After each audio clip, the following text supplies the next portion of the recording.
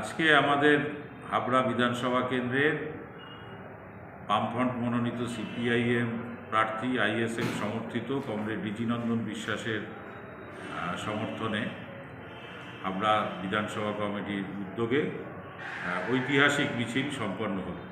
হাজারো হাজারো মানুষ এই মিছিলে অংশগ্রহণ করেছেন। অত্যন্ত উৎসাহ উদ্দীপনার মধ্য দিয়েই তারা আজকের এই মিছিলে অংশগ্রহণ করেছেন স্বতঃস্ফূর্তভাবে।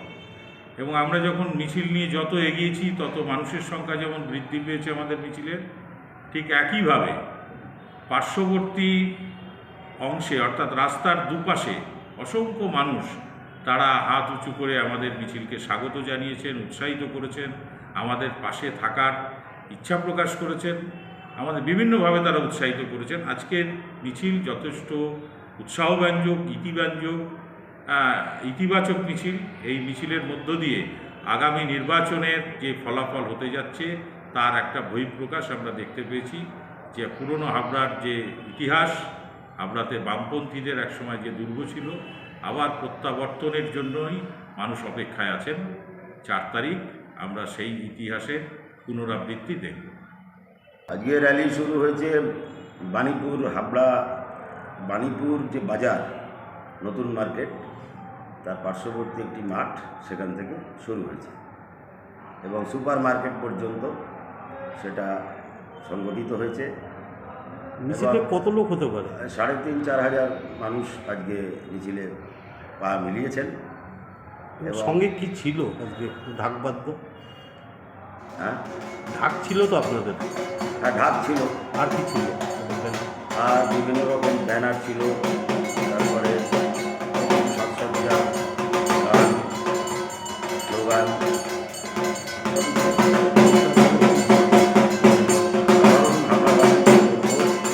হাবড়াবাসী আজকে এক প্রকার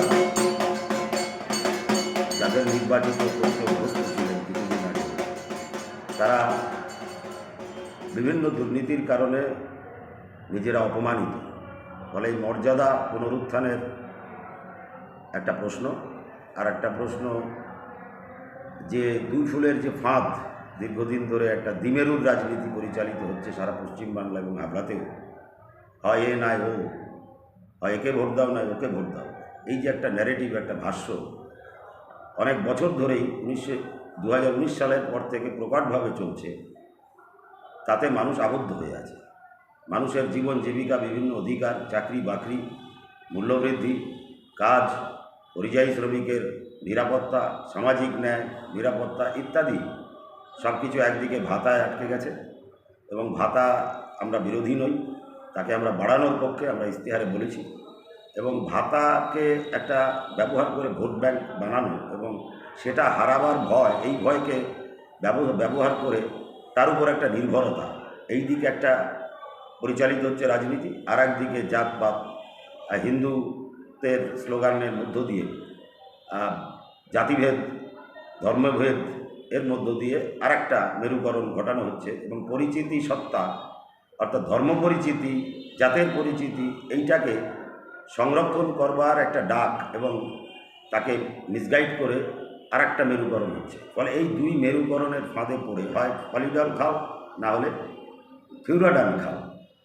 এটা বেশি খারাপ, ওটা কম খারাপ, কিন্তু মানুষকে বেছে নিতেই হচ্ছে খারাপ।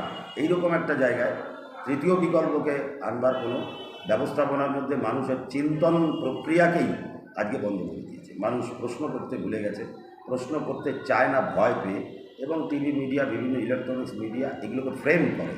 এর থেকে আমরা মানুষকে বেরোতে বলেছি এবং মানুষ সাড়া দিচ্ছেন। মানুষ এত বছর পরে এই বাইনারি, এই দ্বিমেরুর রাজনীতি থেকে বেরোতে চাইছেন এবং তৃতীয় বিকল্প পশ্চিমবাংলার সঙ্গে হাবড়াতেও তারা মাথা তুলে দাঁড়াচ্ছে এবং ত্রিমুখী প্রতিদ্বন্দ্বিতায় একটা জয়ের সম্ভাবনা আমরা মনে করছি আমাদের।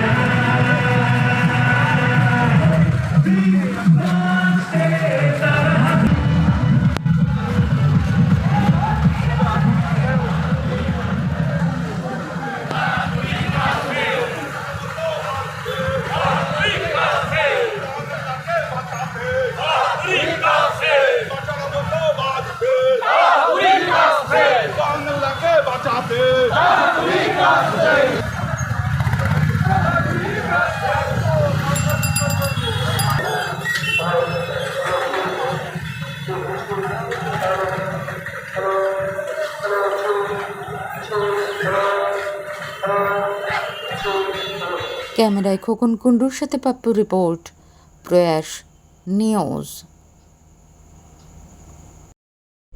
ক্যামেরায় খোকন কুণ্ডুর সাথে পাপ্পু রিপোর্ট, প্রয়াস নিউজ।